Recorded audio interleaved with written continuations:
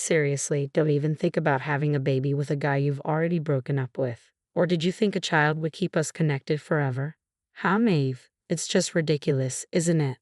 Looking back, breaking up was the best decision I ever made. Staying with someone so delusional would have kept me from the happiness I have now. Today, I want to share my unforgettable dark past and how I overcame it. My name is Jessica, and I'm a 53-year-old housewife who enjoys doing household chores while watching the morning news. When I was 38, I lived peacefully with my husband Mike. However, around that time, a bit of unrest started to creep into our home. Mike began responding to me with intimidating indifference, saying things like, "So what?" or "and?" He'd cut me off with, "I'm busy right now," leaving me feeling dismissed and treated with disdain. It wasn't always like this. Mike used to be someone who loved to chat and would crack jokes to make me laugh whenever he had the chance. But then, something changed. It was such a sudden shift that I wondered if I had done something wrong, but I couldn't pinpoint anything specific. One day, I noticed a faint lipstick mark on the back of a shirt Mike had brought to the laundry. He had come home late from work that day, claiming he had to work overtime. Given that his office was male-dominated, it seemed unlikely that someone with lipstick had leaned against his back. If that were the case, it was too unsettling to consider. Could it be a woman? I wondered. Although I naturally jumped to that conclusion, a lipstick stain alone wasn't solid evidence. There could be countless explanations, like accidentally bumping into someone. I decided to wait a bit longer and observe Mike's behavior more closely. Ironically, paying just a little more attention revealed a slew of evidence of infidelity. For instance, Mike always got up around 2 a.m. to use the bathroom at night. I had never thought much of it before, but it turned out he was using that time to talk to a woman on the phone in the bathroom. I also started finding long strands of hair inside his suit jacket, and sometimes his handkerchief had traces of what appeared to be lipstick. The most damning piece of evidence was a tinted lip balm I found when I borrowed Mike's car for the first time in a while. It would be one thing if Mike used colored lip balm, but this was clearly not his. After 10 years of marriage, the frustration of seeing Mike being taken by someone else, combined with the loneliness and the resurgence of my affection for him, was overwhelming. Is there really no chance of starting over? Isn't there something I can do to make him notice me again? Isn't there a way to rekindle what has cooled off? Just as I was grappling with these thoughts, I discovered I was pregnant. I thought the timing of the pregnancy was a blessing from God. We didn't have children, and the monotony in our relationship might have contributed to Mike's affair. Maybe this pregnancy could be the chance for him to change. Holding on to that hope, I told Mike about the pregnancy, but then, what the heck? Give me a break. This is such a hassle. Let's just break up. I couldn't believe my ears. Looking back, I realized my judgment and expectations were too naive. The likelihood of a man who is cheating coming back is extremely rare. Life isn't like a TV drama where things just work out smoothly. But back then, I truly believed that since we married out of love, we could surely find our way back to each other. Is that really how you're going to respond? It's your child too. Even for the child, it's better if a dad like me isn't around. You've realized that too, haven't you? Seeing Mike's smirking face made my heart skip a beat. That I'm having an affair, pretending not to know about Mike's infidelity and hoping the pregnancy would magically fix everything felt like being pushed off a cliff. I had thought that revealing the affair would create tension and push Mike away for good, but that was another misjudgment. I wanted you to find out. I dropped so many hints, but you never said a word. I was at my wit's end. What I was waiting for you to say was, "This is unthinkable. Let's get a divorce." You really made me go through a lot of trouble. You're kidding, right? I wouldn't bother with such a hassle if it were a lie. I have a cute 24-year-old girlfriend now. A 38-year-old about to get fat from pregnancy. I have no use for you anymore. Here, take this as alimony or whatever. Just agree to the divorce, he said. I cried for 3 days and nights. Eventually, when Mike stopped coming home, I found the resolve to divorce. 5 years have passed since then. I was afraid of growing old and being single, but fortunately, I remarried my childhood friend Steve, also a divorcee. We lived modestly with our child Chloe. Steve had also been cheated on by his wife, making him a fellow survivor of a messy divorce. Sharing the same pain made life with him very comfortable. On our anniversary, Steve would book a fancy restaurant every year, and for my birthday, he would get me something slightly expensive. I felt cherished. I hoped these days would continue forever. As we celebrated another anniversary this year, it was supposed to be a delightful dinner at our usual upscale restaurant. Wow, Jessica, is that you? Mike gasped upon seeing my face. What? Why are you here? I couldn't hide my disgust. What a tragedy. I had accidentally run into Mike coming out of the restroom. What? I'm here for a business dinner. Unlike you, I'm busy, huh? Mike glanced over my shoulder and approached briskly. Wow, so you had the child, huh? The one you were pregnant with when we split? That's gross.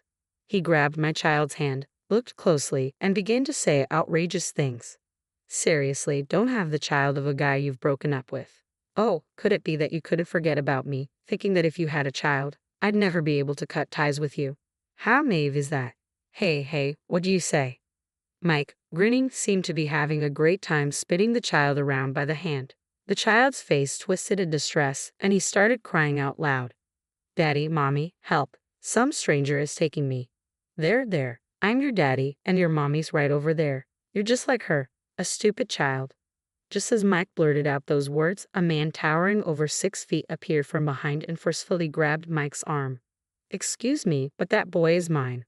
Mike's bewildered expression almost made me burst out laughing. Huh? Is this guy your new husband, Jessica? I didn't answer Mike's question. I'm not sure what you've been saying, but surely you don't think you can make someone's child cry and get away with it, do you? The tall man glared at Mike, a glimpse of a tattoo peeking out from his arm. Noticing it, Mike instantly turned pale. Wait, hey Jessica, tell your husband to stop. Excuse me, that woman is not my wife. Confused, Mike glanced back and forth between me, the man, and the screaming child. Whoa, what? Then who is this child? Before he knew it, the man had Mike's arms firmly bound. This man is a lunatic repeating nonsense. Someone call the staff. There's a man here harming a child.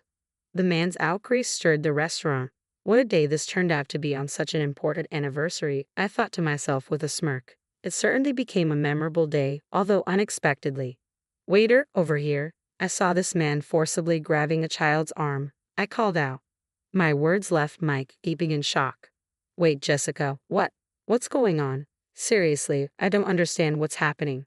As Mike frantically protested, I said, I am not that man's wife, and that child is neither mine nor yours. But he was right behind you. You were blocking the narrow passage to the restroom entrance, standing there like a post, preventing the boy from entering. He was simply following his father to the restroom, and you obstructed him. What? Really? Mike's face fell as he realized the gravity of his mistake. You might want to make people the butt of your jokes, but you should be careful about jumping to conclusions. Why don't you look around a bit more? Shut up. I don't need to be lectured by you. Indeed, my valuable words probably wouldn't reach someone like you. I'm not suspicious. Well, any man who approaches an unknown child, grabs their arm, and then uses baby talk like I'm your daddy is undoubtedly suspicious no matter how you look at it. But that was. And then you tell the woman in front of you, Mommy is right there, isn't she? Are you still under the impression that we're married? As I said this with a smirk, Mike turned red with anger and shouted, Don't mess with me. But the louder Mike's voice, the tighter the grip of the man holding him. Ow. Hey, man, back off. I'm innocent. Innocent. It's undeniable that you made my son cry, isn't it? But that was a misunderstanding. I quickly interjected. It's a fact that you misunderstood and grabbed someone else's son. Mike glared at me and said, You jerk. Yikes, getting glared at by a suspicious person. How scary, I responded sarcastically, feigning fear in my voice. This seemed to irritate Mike even more, and he began to struggle wildly against the man restraining him. Still thinking you and I are a couple, huh? Or could it be you haven't forgotten about me? I taunted, using the same accusation he had thrown at me earlier.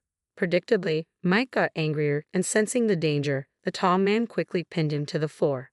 If you thought you could escape from me, you're sorely mistaken. While the man might have meant it lightly, the tattoo visible on his arm made the threat seem all too real. Mike must have thought, this might be the end for me today. Come on, Jessica, tell them it's a misunderstanding, Mike pleaded. But dragging someone else's child by the hand isn't just a misunderstanding, I retorted. I thought he was my child, Mike said, his voice breaking like a child's, which made me burst out laughing. You claim he is my child without even acknowledging or paying child support. Did we ever discuss acknowledgement or child support after our divorce? Well, no. But you knew I had no intention of acknowledging, which is why you never contacted me, right? Idiot. I wouldn't just let it go. If I had a child, I'd make sure you acknowledged and paid up one way or another. Then why? That time, the pregnancy test was wrong. I went to the gynecologist, and it turned out I wasn't pregnant, which solidified my decision to divorce. Yes, during those 3 days when the topic of divorce came up and Mike stopped coming home, it's true that I spent that time crying.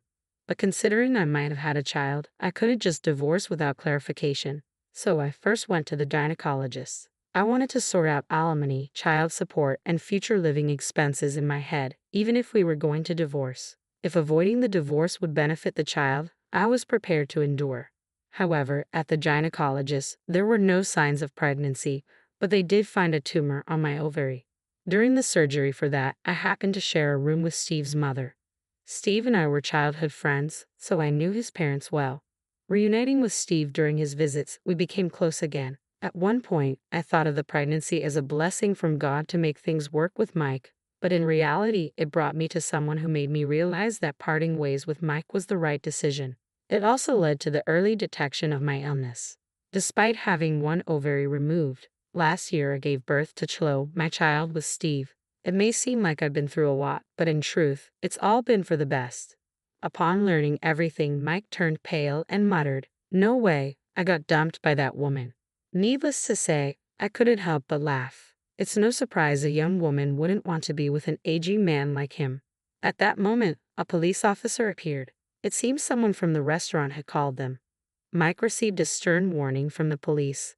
The misunderstanding was cleared up, and he apologized profusely to the child's family, preventing the situation from escalating.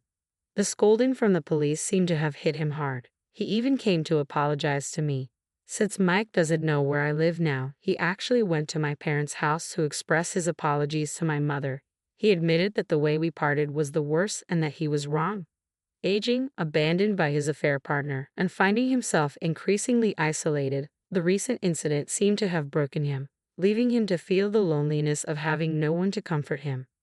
Well, it's too late for apologies now as far as I'm concerned. I continue to ignore Mike. Honestly, if we hadn't met there, I probably would have gradually forgotten about him altogether. Steve noticed I hadn't returned to our table for a while and came to the restroom to check on me. However, he decided to watch from the shadows, thinking this might be my first and last chance to get back at Mike. Of course, I was ready to jump in if anything happened, but that guy restraining Mike was just too strong. That guy apparently used to live in Mexico and was the captain of a football team there, I mentioned. No wonder he's strong. Guess I had no role to play there. I was seriously scared, thought he was from some dangerous profession or something, Steve said with a laugh, and I couldn't help but laugh along with him. Normally, one might say something like, "Not very manly of you," but Steve doesn't have to deal with Mike, and I believe it was a problem I needed to resolve myself. I acknowledged that I lacked strength during the divorce. In the end, I simply went along with the divorce as Mike wished and received a standard amount of alimony from Mike and his affair partner. Reality doesn't always progress like a fairy tale, so getting an exorbitant alimony was out of the question, and I had lost the strength to fight back.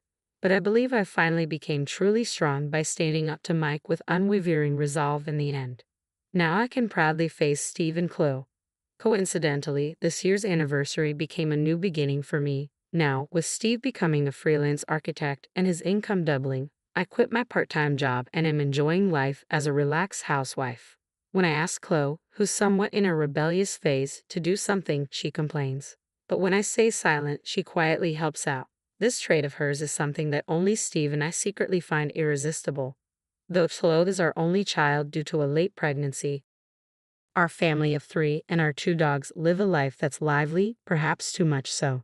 Despite never having children with Mike, I was able to conceive and give birth at an older age with Steve, even with just one ovary remaining. In a way, I consider this to be fate. As a child, I secretly dreamed of marrying that special someone destined just for me, and who would have thought that dream would come true with a second marriage? Sometimes I allow myself to indulge in such dreamy thoughts. With these reflections, I cherish the ordinary days that come my way, days that are anything but ordinary, filled with